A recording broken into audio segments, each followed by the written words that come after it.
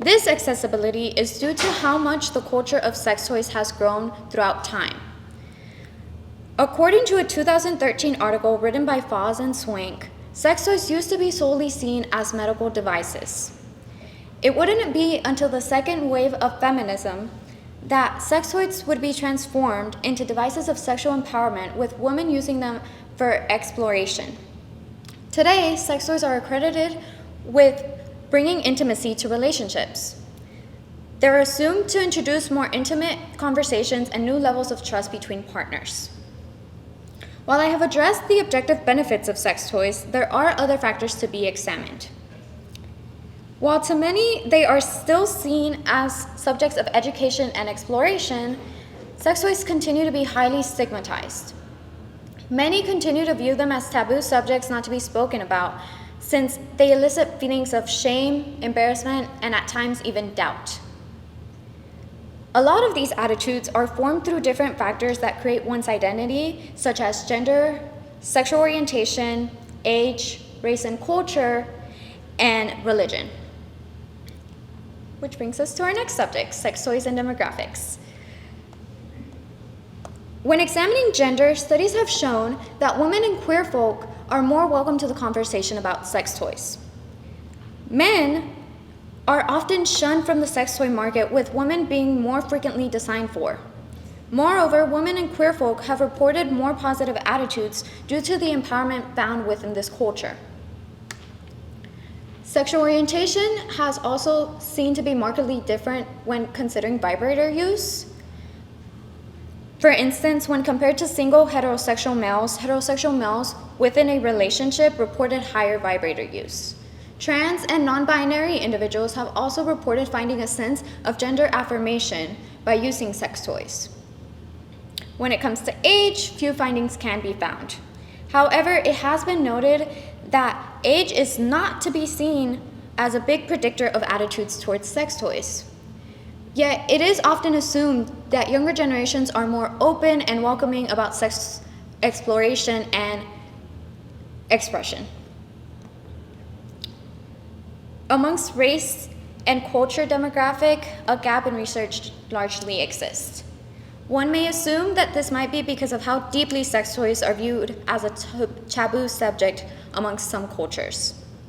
Yet, I was able to find some studies done on the culture of sex toys themselves and its overgrowing popularity throughout time. In a 2024 study that drew data from 6 European countries, more than half of its participants reported to either A, owning a sex toy or having owned a sex toy. In a 2022 study, it was reported that during the pandemic, sex-related product sales significantly increased globally, with sales tripling in New Zealand and doubling in countries such as the UK and Denmark. In regards to religion, little to no research has been found on religion and sex toys, therefore indicating another large gap in our research. However, it is vital to note that influence of religion on sex has been reported to be more impactful than people believe. In terms of my methodology, my 2 research questions were: what factors influence people's attitudes towards sex toys? And are there certain factors that have a higher significant influence on shaping people's attitudes towards sex toys?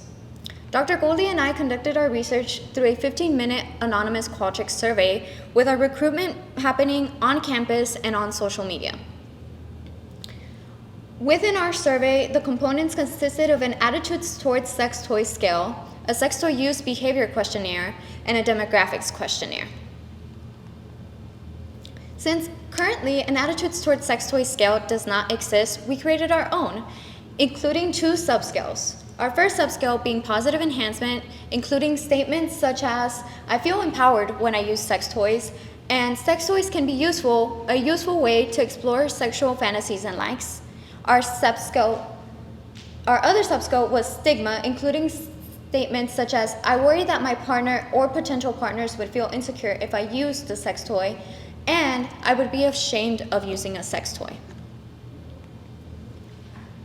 Our sample size was 78 participants, with their demographics being primarily female with 84.4%.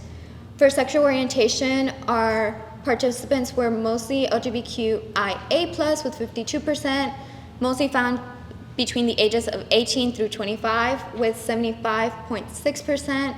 And when it came to race and culture, it is important to note that while our demographic was primarily Latina with 45.5%, it was shortly followed by our white demographic with 42.9%.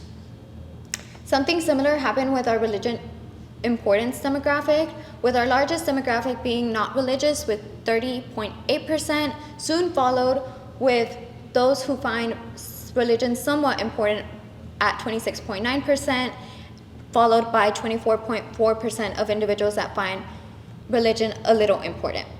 For relationship status, more than half of our participant pool was in committed relationships or married, and then for our relationship history, most had been or are currently in a relationship. So these were our overall results. As you can see, our positive enhancement subscale scored an average slightly higher than our stigma subscale. Now let's further break this down through our demographics. So to familiarize everyone with the graph, on the y-axis, you'll see our overall average scale score that reaches up to 50. On the x-axis, you see our two subscales, positive enhancement and stigma, and our legend will typically report our demographics, in this case being male, female, and non-binary. If you'll notice, our scores for gender were similar across the board, with for positive enhancement, non-binary being slightly higher, the same for stigma. Yet, there was no statistical significance, therefore showing that gender was not statistically significant. Moving on. When it comes to our sexual orientation demographic, there was statistical significance within our positive enhancement subscale.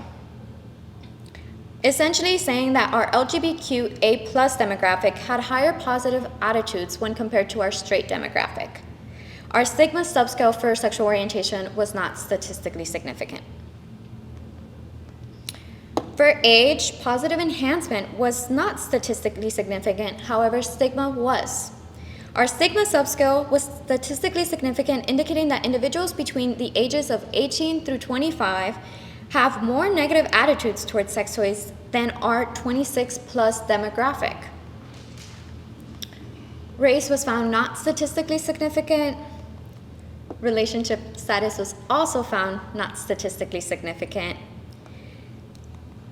And for our religion results, we conducted a series of correlations to familiarize everyone with our scatter plots.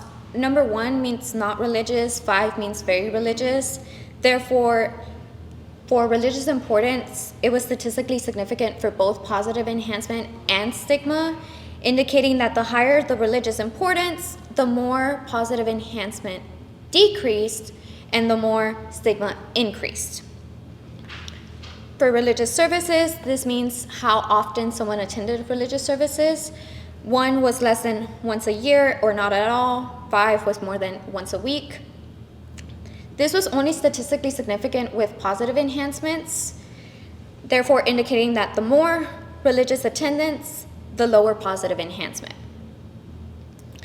As you recall, out of all of our demographics, 3 were statistically significant: sexual orientation, religious importance, and age.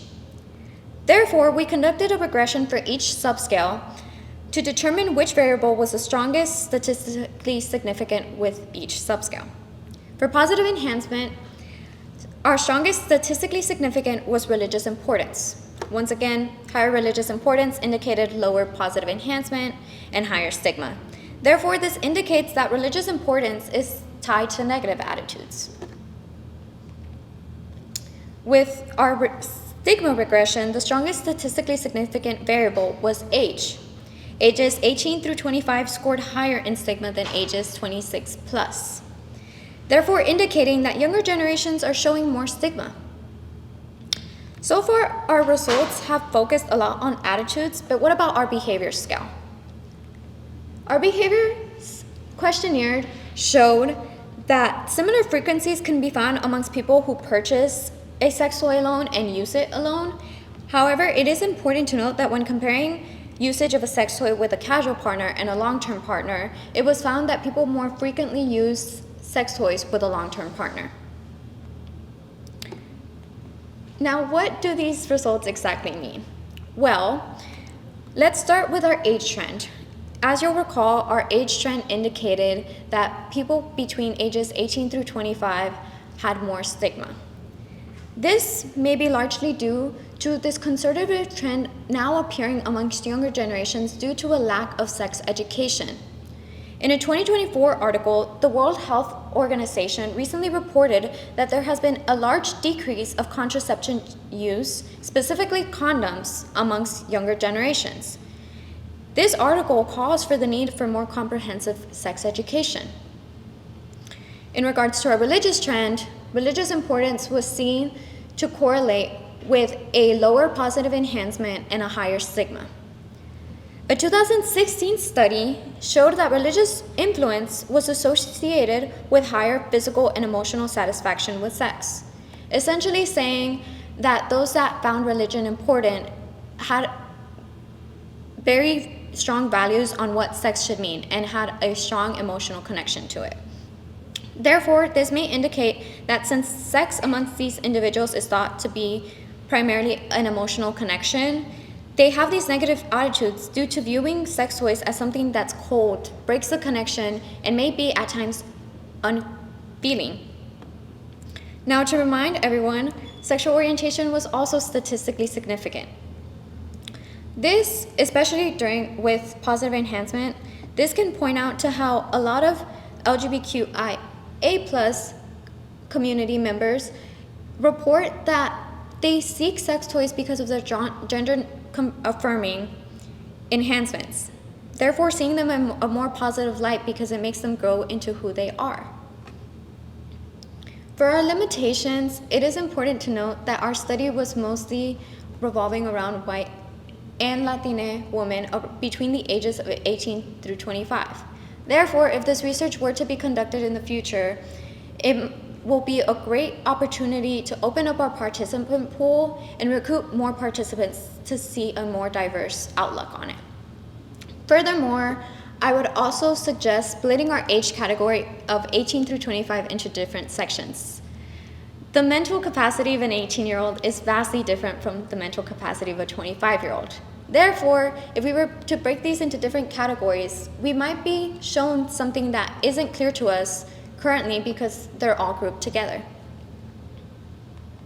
So why is this information important?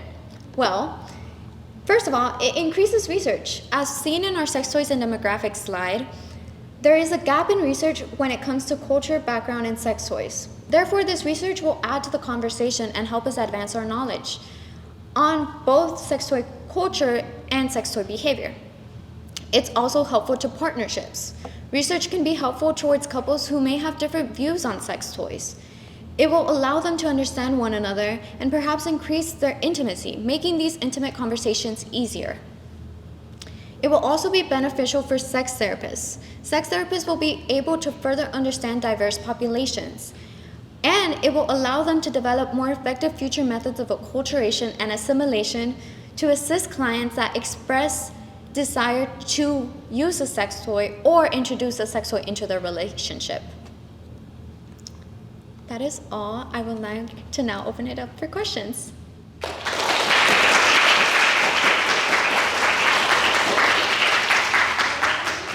About 4-ish minutes for questions.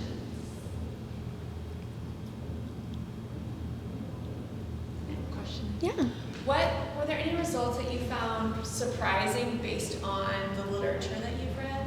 I think the one we mostly found surprising was age. There's this big stereotype that younger generations are more modern thinking. Therefore, in a lot of the studies that we're showing, they were like, well, there's no big proof that it's a big indicator, so we can only assume because younger generations are more open to it. Yet, we found in the studies that younger generations actually do hold negative attitudes towards them. So that was very surprising. Yeah.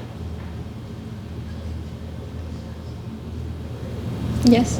Do you think in the future it would be beneficial to do a study on more sex-based gender in terms of like whether or not a sex toy is more seen by the male population as productive versus the female population as being like pleasurable for them? Yes, I think that would be such an interesting research, especially because, like, I read in one of the articles, a lot of the sex toy market is currently catered to women.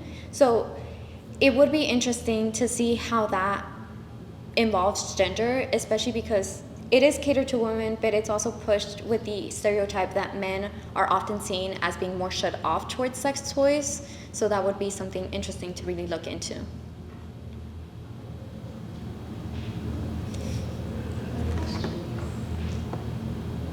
I have one more question. So you talked about one of kind of your future directions would be to expand the participation. Do you have any ideas of how you could go about getting more diverse participants? Yeah, I think maybe expanding our recruitment off campus. Like, we did do recruitment on social media, but that was mostly like my social media and Dr. Goldie's social media. So there was either like on my social media, there was a young participant pool, and amongst Dr. Goldie's social media, there was a lot of similar thinking when it comes to their attitudes towards sex toys. So maybe recruiting in public spaces such as coffee shops, stores, I don't know, that would possibly be a possibility. Maybe expanding past our social media into other social media. Last question. All right, let's thank Paola.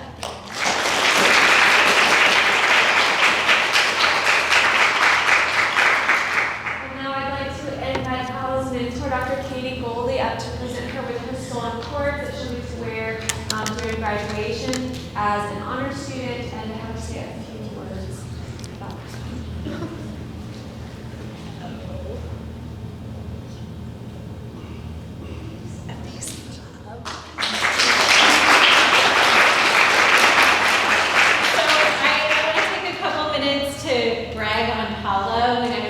About what to say about working with Paola today.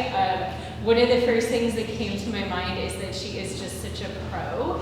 Like, she is incredibly professional, and she is willing to talk about topics that in some cases, like this one, are taboo and that sometimes aren't seen as something you bring into an academic setting. So I think she was very brave to tackle this topic, and she also did it with the utmost of professionalism and cultural competence. So I think she's going to make an amazing therapist in the future.